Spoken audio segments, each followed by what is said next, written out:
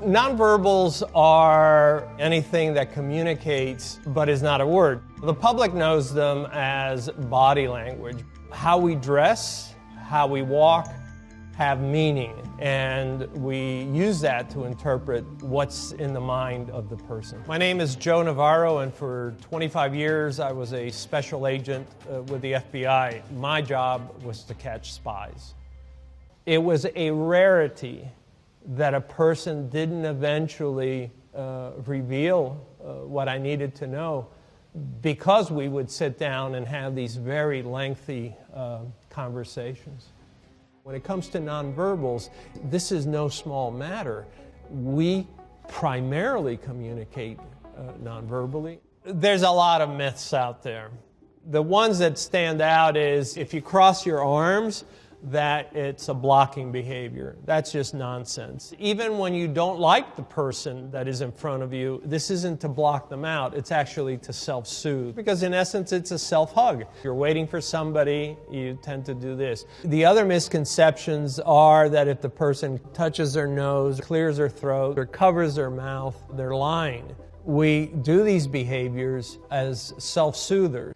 And people who prattle that and say, well, we can detect deception because the person touches their nose or covers their mouth, that's just sheer nonsense. Scientifically and empirically, there's just no Pinocchio effect.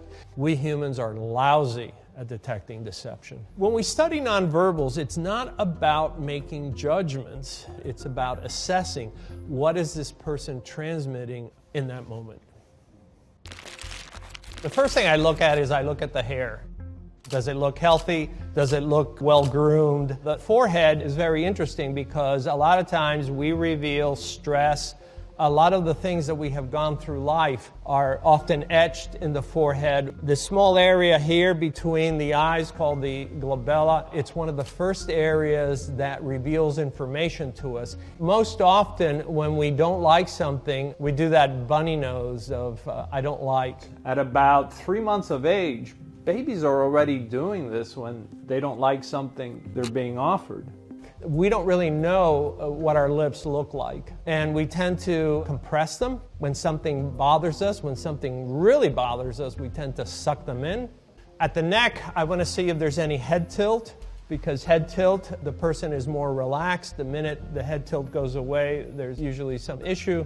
But I also look for any behaviors of ventilating, because men tend to ventilate at the neck, and we do at the very instant something bothers us. And then I look at the hands.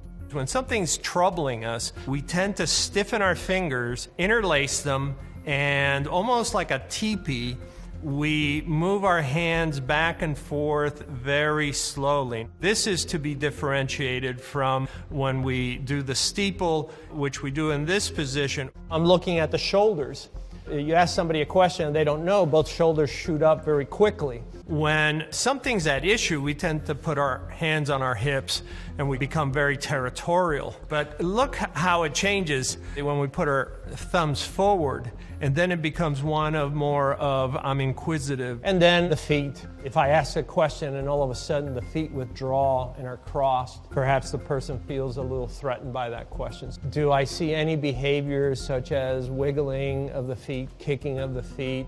I look at the legs to see if there's any brushing of the legs with the hands, which is, again, to pacify. But when we try to hide it, then it tells me that this person is trying to do some perception management. And if they are, I want to know why.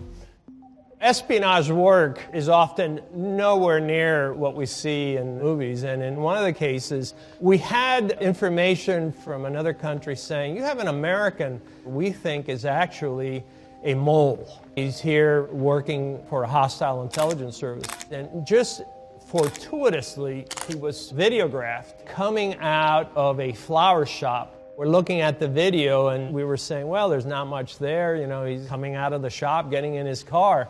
And I said, stop the film right there. Just as he came out of the shop, he took the flowers, and most Americans tend to hold the flowers by the stalk so that the flowers are up. This individual took them and held the flowers so that they were facing down. And I said, that's how they carry flowers in Eastern Europe. Rather than confront him about, are you a spy, I decided to do what's called a presumptive. So as I sat there with him, I said, would you like to know how we know? And he had this look on his face, and I said, it was the flowers. And then he confessed. When I came into law enforcement, I thought it was all about the confession. It's really about face time. There were times when I would look at a face and there was just something odd about it. I couldn't quite pinpoint what I was seeing. And so I began to think about the concept of chirality. Usually in chemistry means that when you fold something over, it looks like it's going to fold over perfectly, but in fact it doesn't. And that's what I found with faces. Sometimes when someone presents in a way that they're difficult to interpret, it's because their faces are actually showing two emotions, one on the left and one on the right. And if you divide the face in half, you'll be able to more clearly see what that specific emotion is. We're all transmitting at all times. We choose the clothes that we wear, how we groom ourselves, how we dress, but also how do we carry ourselves? Are we coming to the office on this particular day with a lot of energy? And what we look for are differences in behavior down to the minutia of what is this individual's posture as they're walking down the street? Are they on the inside of the sidewalk, on the outside? Can we see how often he's looking at his watch? Can we see his blink rate? I know your blink rate is around eight times a minute, but you don't know that. You're not sitting there counting. All these things factor in because they're transmitting information. Now it's up to us to then use that information to say, okay, we need to marshal resources to be on that individual right now. Poker is an interesting game. The similitudes of sitting across from a spy or sitting across from players, it's their reactions to a stimulus. We have behaviors indicative of psychological discomfort that we use at home, at work, or at the poker table.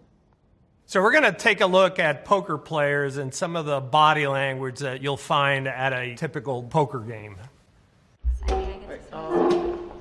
This is the first time many of them see each other.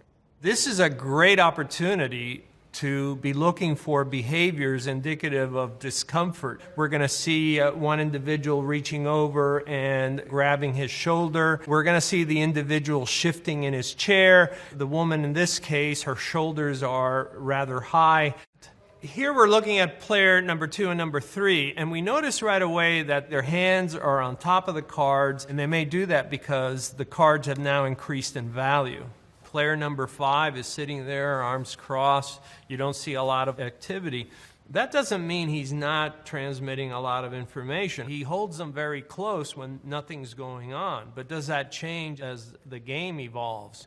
Player number 4, she's actually withdrawn her hands from the table because when we like things, we tend to move our hands forward. When we don't like things, we tend to move the hands away. When we look at player number 5, now his hands are fully out. This is as far as we've seen them before. At this point, we know that he's engaged and that he's interested. We talk about nonverbals because it matters, because it affects how we communicate with each other. We are never in a state where we're not transmitting information.